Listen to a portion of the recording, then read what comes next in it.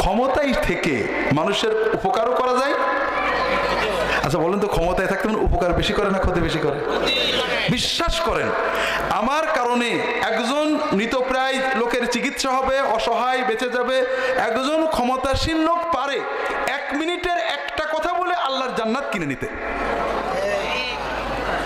মান মাশা মা আখি ফি হাজাতিল্লাহু হাত্তা ইসবাতাহা লাহু সাব্বাতাল্লাহু কদমাহু ইয়াওমা তাজিলুল আকরাম। যদি কেউ তার কোনো ভাইয়ের সাথে যে তার প্রয়োজন মিটিয়ে দেয়, হাসপাতালে রোগী ভর্তি করছে না, বলে ক্লিনিকে যাও, টাকা নেই, গরিব মানুষ, আপনি যে বলে দিয়েছেন তার ভর্তির ব্যবস্থা করেছেন, চিকিৎসার ব্যবস্থা করেছেন, লেখাপড়ার ব্যবস্থা করেছেন, তার উপরে জুলুম করছিল, বাঁচিয়ে দিয়েছেন। কোনো একজন মানুষ যদি কারোর সাথে হেঁটে যেয়ে তার বিপদ থেকে উদ্ধার করে কাজটা করিয়ে দেয়, আল্লাহ রাসূল সাল্লাল্লাহু আলাইহি ওয়াসাল্লাম বলেছেন, তাবারানীর হাদিস, আব্দুল্লাহ ইবনে ওমর রওয়ায়াত করেছেন, আলবানী হাসান বলেছেন, কিয়ামতের দিন যিনি সবার পা পিছলে জাহান্নামে যাবে, আল্লাহ ওই ব্যক্তির পা পিছলাতে দেবেন না।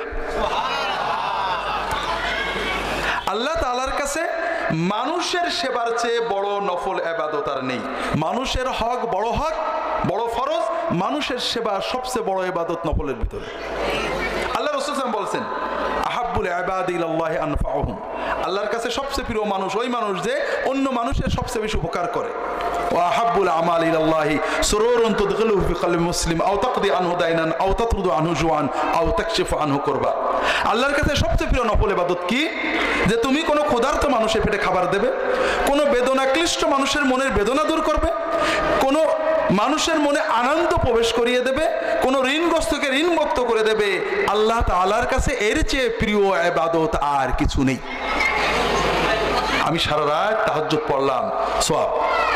কিন্তু একজন মানুষ, মাটা, আত্মীয়টা, ছেলেটা মারা যাচ্ছে, অস্থির গরিব মানুষ, হাসপাতালের গেটে কিছু বলতে পারে না। ও জানে না যে এই হাসপাতালের সবাই ওর চাকর, ওর ট্যাক্সের টাকায় বেতন, ও জানে না। ও আসে, স্যার, আর হাসপাতাল কি আচরণ করে আপনারা জানেন? অসহায়, ওর মনটা ছটফট করছে। আপনি প্রভাবশালী মানুষ, এই কি হয়েছে ভাই, একে ভর্তি করো। বাঁচবে বর্মে পরের কথা, ওর যখন ভর্তি হয়ে গেল, ওর মনটা 10 মিনিট আগে ছিল, এখন কি তাই আছে নাকি? ওর অন্তর থেকে বড় একটা ব্যথা সরে গেছে। বিশ্বাস করেন, ব্যথিত অন্তরের ব্যথা দূর করে আনন্দ প্রবেশ করার চেয়ে বড় ইবাদত আল্লাহর কাছে আর কিছু নেই। এটা পারে কারা? আমি পারি না, পারে যাদের হাতে ক্ষমতা আছে। কিন্তু দুর্ভাগ্য, দেখবেন যত মানুষ ক্ষমতায় থাকে, আমি অনেকের চিনি ক্ষমতা চলে গেলে মানুষের উপকারের কথা চিন্তা করে, ক্ষমতায় থাকতে করে না। বড় কষ্ট, কি দুর্ভাগ্য। আজকে আমি চেয়ারে আসি, মানুষের কল্যাণ করতে পারতাম, করলাম না, আমি জান্নাত কিনে নিতে পারতাম। যেটা বলছিলাম ভাইরা, শয়তান বলছে যারা আমরা আসলে, আমি আজকে বলতে পারবো না, জানি না, আমি নিয়ত ছিল সিরাতুন নবীর উপর আলোচনা, মাদ্রাসা নিয়ে আলোচনা করতে যেয়ে তাল হারিয়ে ফেলি। যারা ক্ষমতায় থাকেন তাদের মানুষের কল্যাণের সুযোগ খুবই বেশি। আমরা মানুষের সেবা যে কত বড় ইবাদত, আমরা অনেক সময় সচেতন নই। আমরা মাঝে মাঝে বলি, অনেক সময় কষ্ট করেই বলি যে আমাদের দেশে, বাংলাদেশে ইসলাম খুব ভালো আছে। শুধু 4টে জিনিস অনুপস্থিত। কয়টা জিনিস? একটা হলো লা ইলাহা ইল্লাল্লাহ, এটা আমাদের নষ্ট হয়ে গেছে। আর একটা হলো মুহাম্মাদুর রাসূলুল্লাহ, এটা আমাদের নষ্ট হয়ে গেছে। আর একটা হলো বান্দার হক, মানুষের হক, এটা আমাদের নষ্ট হয়ে গেছে। আর একটা হলো মানুষকে আল্লাহর পথে ডাকার যে জিম্মাদারি, এটাও আমাদের নষ্ট হয়ে গেছে। মানুষ আমার কাছে আসে, আমি মানুষের কাছে যাই না। আমাদের সমাজে, শেষটা দিয়ে শুরু করি, আমাদের সমাজে, আমাদের আশেপাশে খারাপ মানুষ নেই ভাই? আমরা সবাই তাদের সমালোচনা করি, ও বেনামাজি, ও কাফের, ও বেরোজাদার, ওর বউ রাগ করে, ও এই করে না, আমরা করি না? তার মানে আমরা সবাই মুফতি এবং কাজী, বিচারক, তাই তো? আমরা কি বিচারক হব না প্রচারক হব? আমার দায়িত্ব ছিল তাকে ভালো করার চেষ্টা করা। কিন্তু দুর্ভাগ্য ভাইরা, আমরা অনেক বেনামাজির বিরুদ্ধে ফতোয়াবাজি করছি, কিন্তু আল্লাহই জানে 5 জন বেনামাজির পায়ে ধরে মসজিদে এনেছি কিনা। কথা ঠিক না বেঠিক? আপনি এনে দেখতেন ভাইরা। আমি আজকে আমার আলোচনার বিষয় না, তবে আপনাদের বলবো ভাই, এর চেয়ে আল্লাহর সাথে বড় বিজনেস নেই।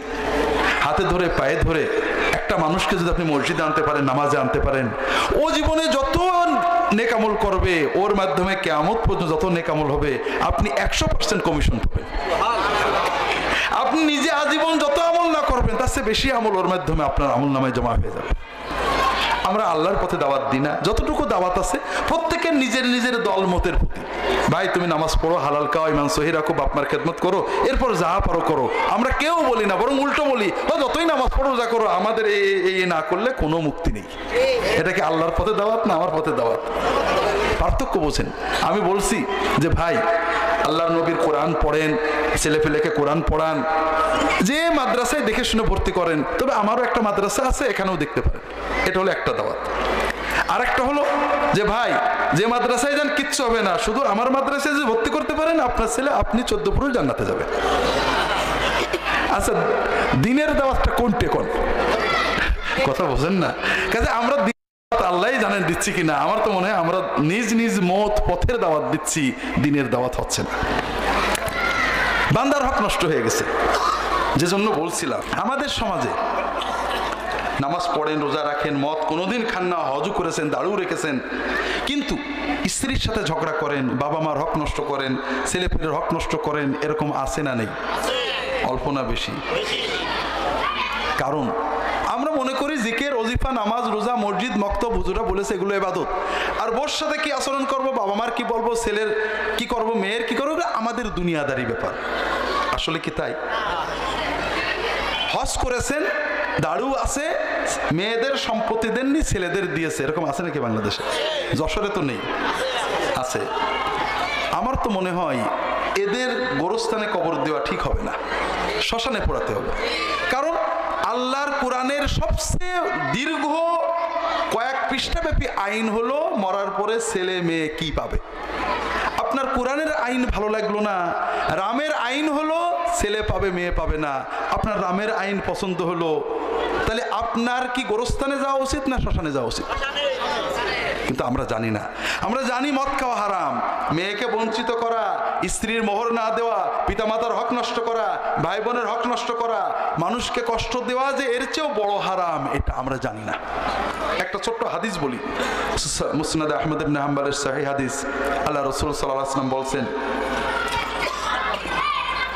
সাহাবীরা প্রশ্ন করছেন, ইয়া রাসূলুল্লাহ, আমাদের এলাকায় একজন মহিলা আছেন, খুবই আবেদা, সারা রাত তাহাজ্জুদ পড়েন, সারাদিন নফল রোজা রাখেন, দান খয়রাত করে মানুষের খুব উপকার করে, কিন্তু জবানটা খুব খারাপ, মানুষের জবান দিয়ে খুব কষ্ট দেয়। আশেপাশে শ্বশুর শাশুড়ি, বেটার বউ, ননদ, ভাসুর, মানে আশেপাশে যারা জিরান তাদের খুব কষ্ট দেয়। আর একটা মেয়ে আছে, সে শুধু ফরজ ছাড়া কোনো নফল নামাজ পড়েই না, ফরজ ছাড়া কোনো নফল রোজা করেই না, দান খয়রাত তাসাদ্দাকু বিলিখিত, ওই সামান্য দুই একটা দেয়, হয়তো একটু পনির, একটু কোনো বড় জিনিস কারোর দান করে না কখনো। এই দুইজনের ভিতরে আল্লাহর বেশি প্রিয় কে? রাসূলুল্লাহ সাল্লাল্লাহু আলাইহি ওয়াসাল্লাম বলেন, প্রথম মেয়েটা জাহান্নামে যাবে, লা খায়রা ফিহা, ওর কোনো কল্যাণ নেই, ও জাহান্নামে যাবে। আর দ্বিতীয় মেয়েটা জান্নাতে যাবে। আমরা বুঝি না যে মানুষের হক নষ্ট করলে কিভাবে নেক আমলও বাতিল হয়ে যায়, এটা আমরা বুঝতে পারি না। তো যেটা বলছিলাম ভাইরা, 3 নম্বর হলো মুহাম্মদুর রাসূলুল্লাহ। আমরা দিন পালন করছি, কিন্তু রাসূলুল্লাহ সাল্লাল্লাহু আলাইহি ওয়াসাল্লামের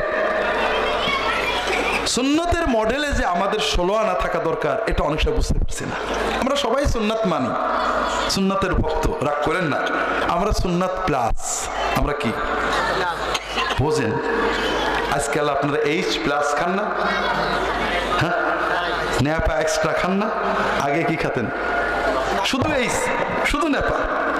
তাহলে H+ মানে প্যারাসিটামলের ভিতরে ক্যাফিন ট্যাফিন দিয়ে একটু পাওয়ার বাড়ানো হয়েছে, ঠিক না? এখন শুধু H আর কেউ খায় না, কি খায়? প্লাস খায়।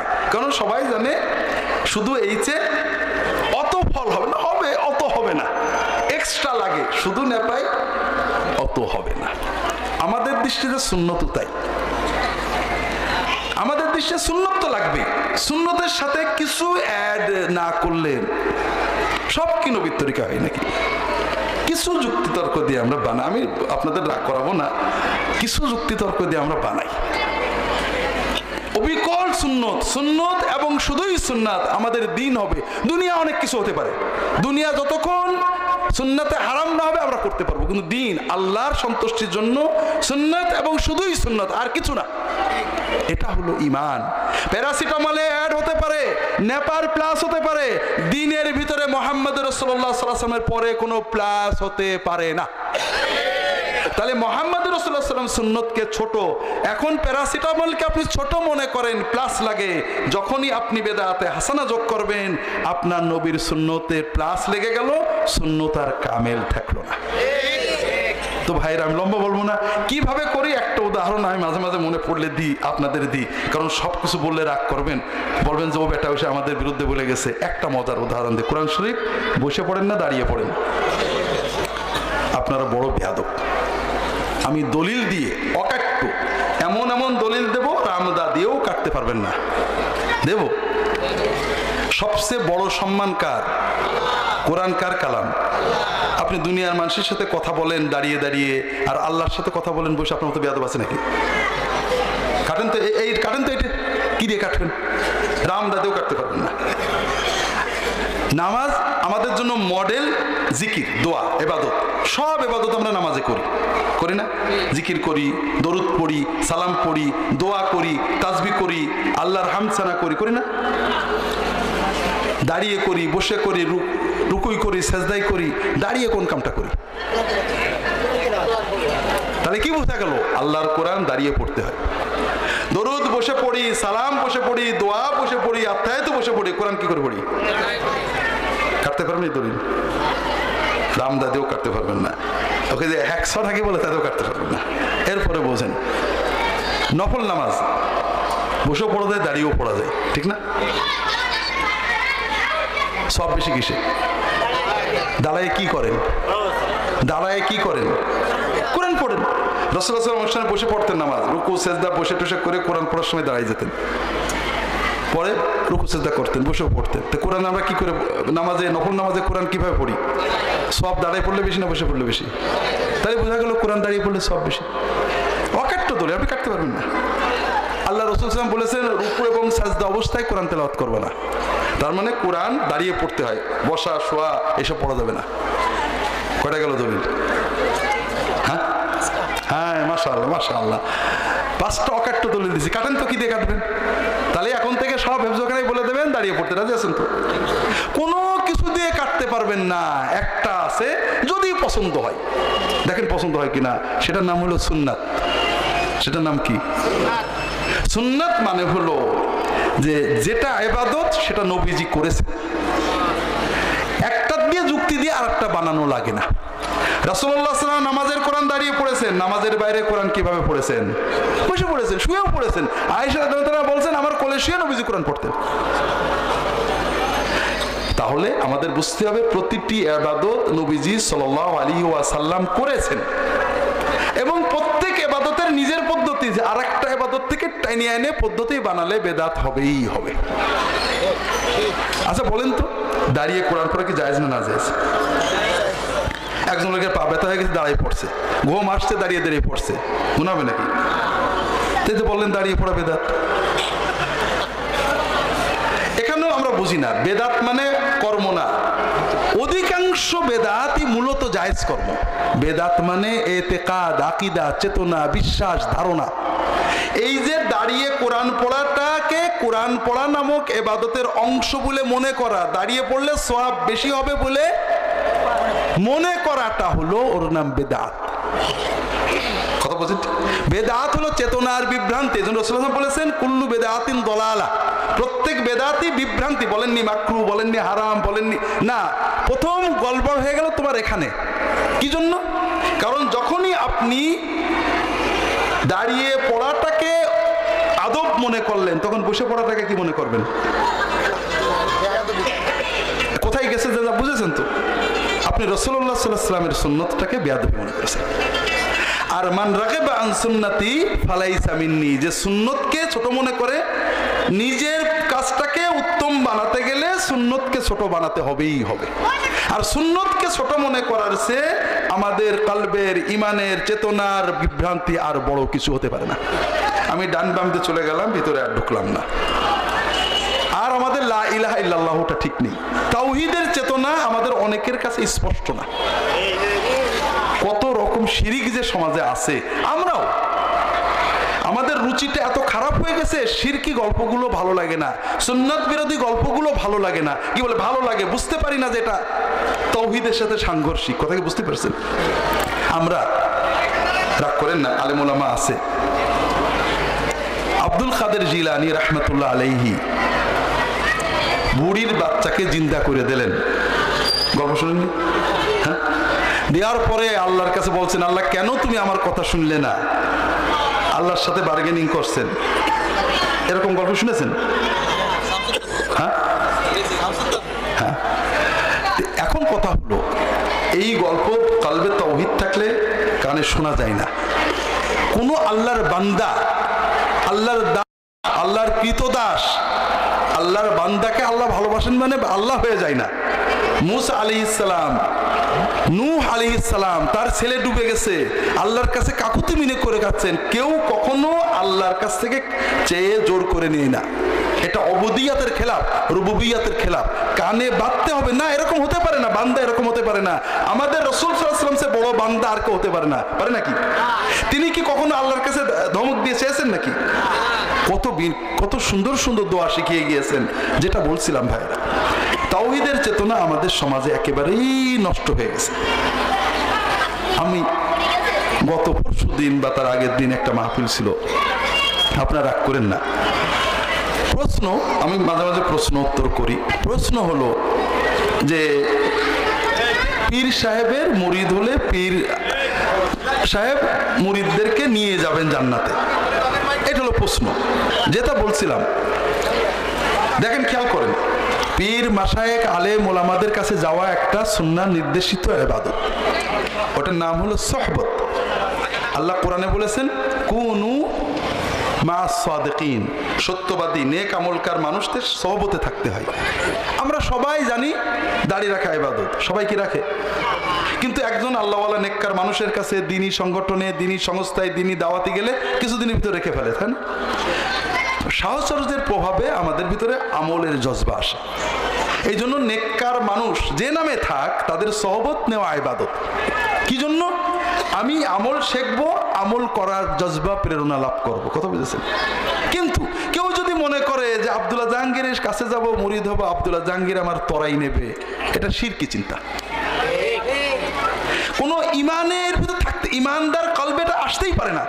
কোরআন যে পড়েছে, আল্লাহ রাসূল সাল্লাল্লাহু আলাইহি ওয়াসাল্লাম যার দোয়া করা লাগতো না, অন্তরে আসলে আসমানের দিক তাকালে আল্লাহ কবুল করতেন, সেই নবী দোয়া করছেন মাগফিরাতের। আল্লাহ বলছেন, তুমি 70 বার করলো, আমি দোয়া কবুল করব না।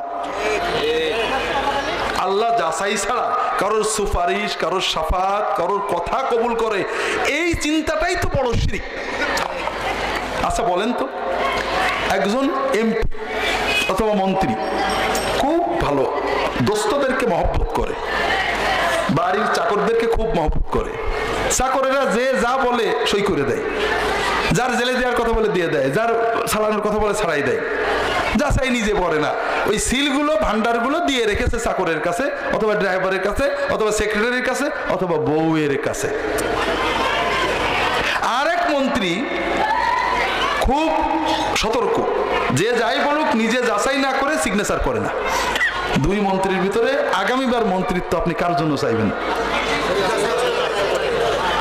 আপনি কি মনে করেন আল্লাহ এর চেয়েও লুজ? মন্ত্রী জানে না, তারপরেও যে কোনো সফল মন্ত্রী, সফল প্রধানমন্ত্রী, সফল প্রেসিডেন্ট, সফল অফিসার কখনোই তার অধীনস্থদের, তার প্রিয়জনদের যা বলে তাই শুনে না, যাচাই করার চেষ্টা করে, ঠিক না? আর আল্লাহ তাআলা সব জানেন, সব জানেন, সবার চেয়ে বেশি সব কিছু জানেন। আপনি কি মনে করেন একজন সুপারিশ করলেই আল্লাহ মেনে নেবে? না। আল্লাহ রাসূল সাল্লাল্লাহু আলাইহি ওয়াসাল্লাম কাফেরদের উপরে জুলুম করেছে, মুসলমানদের কেটেছে, আল্লাহ তুমি ওদের শাস্তি দিয়ে দাও, আল্লাহ ওদের পাওনা দিয়ে দাও। আল্লাহ কোরআনে আয়াত নাযিল করেছেন, লাইসা লাকা মিনাল আমরি শাইউন, আপনার কোনো দায়িত্ব নেই বিশ্ব পরিচালনার, কার নাজাত দেব আর কার দোজখে দেব, নট ইট, আপনার কোনো ম্যাটার না, এটা আমার দায়িত্ব, আপনি দাওয়াত দিয়ে যান। কথা বোঝেননি? নবীজি যাদের বিরুদ্ধে বদদুয়া করছিলেন, বিশ্বাস করেন আল্লাহ তাদেরকে মুসলমান বানিয়ে দিয়েছেন। কাজেই ভাইরা, মানুষ দোয়া করে, কবুল করে না করে আল্লাহর ব্যাপার। আমরা মানুষের সহবত নেব, নেককারের সহবত নেব নেককার হওয়ার জন্য, এটা হলো দিন।